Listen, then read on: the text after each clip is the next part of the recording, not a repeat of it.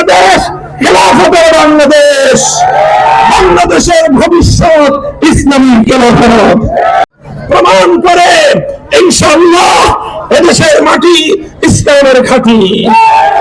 আগামীর বাংলাদেশ খেলাফতের বাংলাদেশ, বাংলাদেশের ভবিষ্যৎ ইসলামী খেলাফত ইনশাআল্লাহ। অনেক দেখেছি আমরা, অনেক জুলুম সহ্য করেছি, অনেক জালিমের রক্ত শোষণ করা শাসন আমরা দেখেছি।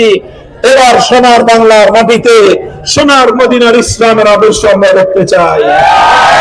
আপনাদের কাছে সেই উদাত্ত আহ্বান জানাই, আপনারা সকলে ইনশাআল্লাহ দলমত নির্বিশেষে আপনারা বাংলাদেশে ইসলামকে রাষ্ট্র ক্ষমতায় প্রতিষ্ঠিত করবার জন্য আপনাদের আগামী দিনের আপনাদের ম্যান্ডেট, আপনাদের শ্রম, আপনাদের জানমাল আল্লাহর দ্বীনের পথে আপনারা ব্যয় করবেন।